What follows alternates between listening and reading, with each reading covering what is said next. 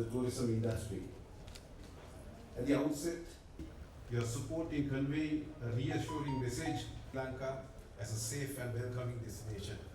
Sancharaka Udawa has evolved into a premier platform.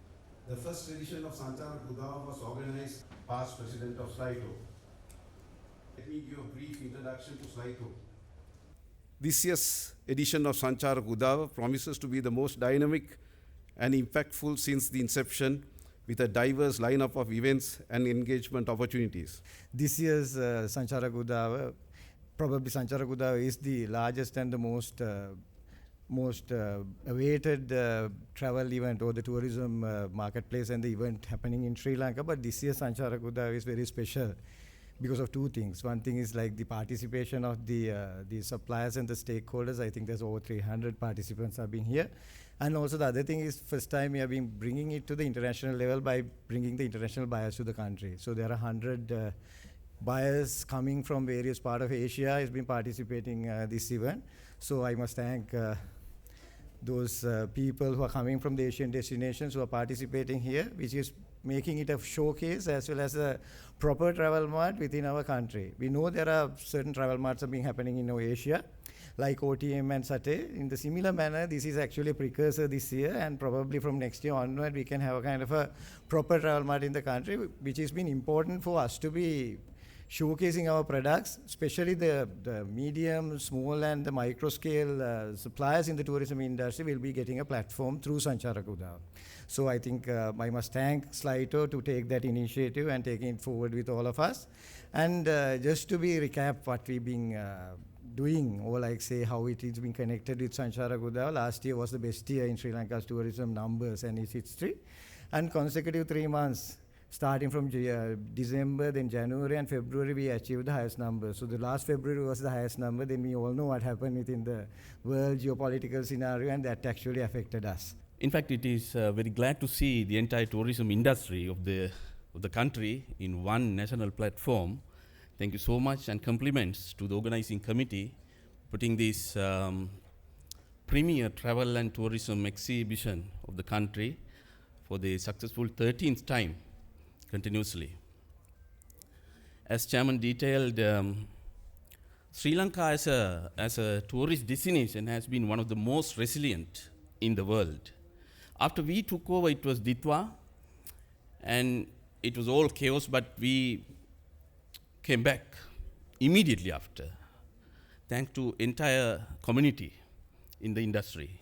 And now we all know what is going on. I just checked the statistics so far. Compared to 2025, there is 2% drop so far. Of course, month to month, around 20%. So there is a challenge. But still, I think events like this and working together will be the way out. So as a government, digitalizing the industry and raising the bar high in terms of quality standards is the focus for the medium term. In fact, we have cleared now the National Procurement Commission to go for 14-day tenders, and I'm sure we can launch it in the next week. So it is in our technical team now. So we can go for this interim digital campaign within next couple of weeks. It's been cleared, yeah? And thank you so much for organizing this very important event. I heard just now that it's the first time that we've opened it up for international partners as well, and that shows that we are really moving forward and thinking ahead. Really pleased to see all of you here, and I hope you get to experience our hospitality and tourism industry at its fullest. Of course, we all know that the tourism industry is one of the most critical industry sectors for us, one which is expanding, one that we are projecting to expand as well. But at the same time, the tourism industry is a highly sensitive industry. It's highly sensitive to both environmental and political, economic events as our country has experienced over the years. We recovered after Ditwa. As was mentioned, 2025 was one of the most successful years for tourism for us. But then global events are also testing the resilience of the tourism industry in ways that we were not anticipating. I think what's important here, there's an important lesson to be learned here, is that this is the new normal. Right? I don't think we can expect periods of calm or when there is no crisis. Crisis seems to be the norm in the world today. Environment issues are always going to be something that we are going to have to contend with. So I think the tourism industry needs to understand this and shape itself accordingly as well, to not just expect periods of calm, but to expect periods of disruption and figure out how to work around it. In that sense, I think it's also important that the industry begins to think not so much in terms of numbers, but in terms of quality. And I think for a country such as ours, a small country, we really need to think in terms of quality. We need to think in terms of expanding our tourist spots, our tourist destinations locally. This is something that is really important, I think, for several reasons, because our tourism policy is one that is inclusive, one that is also responsible, one that is also environmentally conscious. So when we are thinking of our tourism destinations, we need to also think about their capacity and make sure that we are opening up destinations so that the tourism expansion also happens in a responsible way. In fact, I was in Bibile yesterday, and I mean, it's stunningly beautiful areas, you know, and areas that we wouldn't, I mean, who thinks of going on a holiday to Bibile, right? But, I mean, there are such beautiful destinations, beautiful areas there that are unexplored, you know, that we haven't even discovered yet, which I think we really need to look at. So there are so many such destinations in our country, I think, and that will also make our industry more inclusive and make our industry more sustainable as well in the long run. President of SLAITO mentioned the fact that developing human capacity, human resources is going to be key to this, and I can assure you of our support for that as in our education sector. As through the education reforms, one of the main things that we are expecting to do is to open up pathways, new pathways for our young people to follow.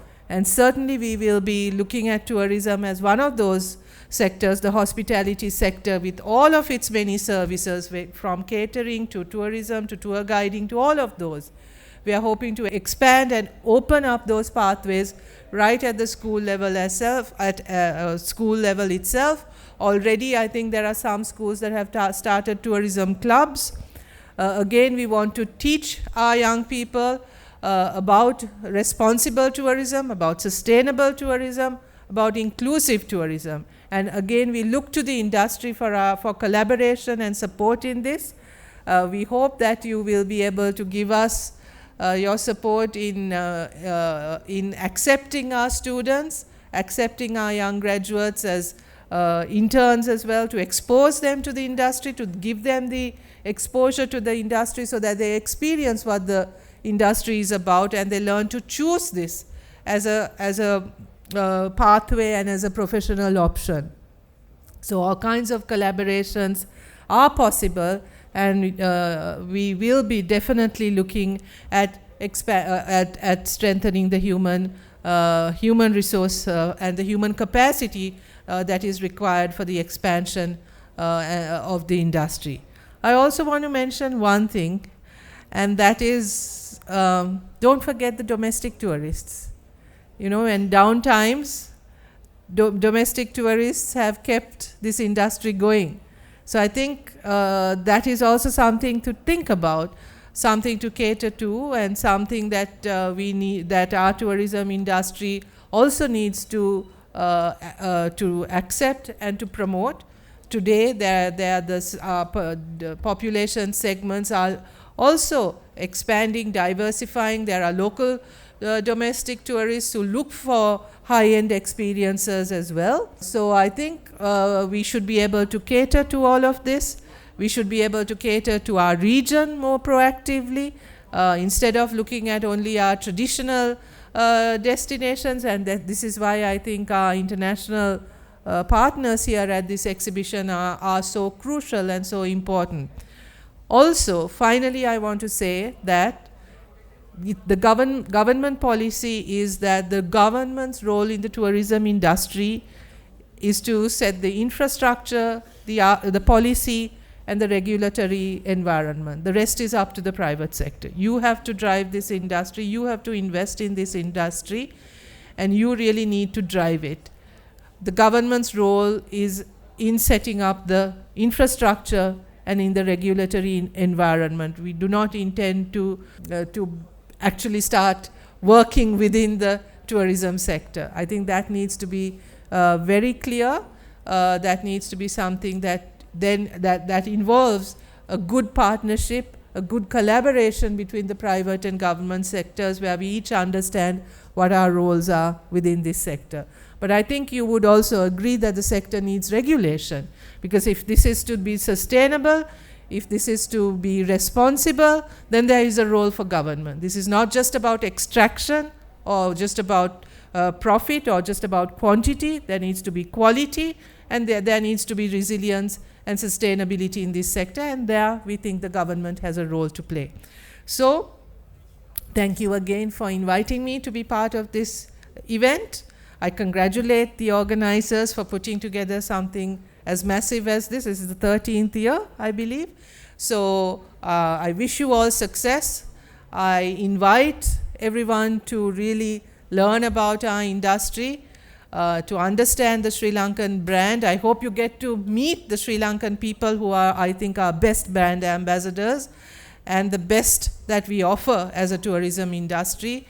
And enjoy yourselves, and I hope this is a good experience for all of you, and that our international partners will take a message back to your countries and spread the word. Mr. Nishad Vijayatunga.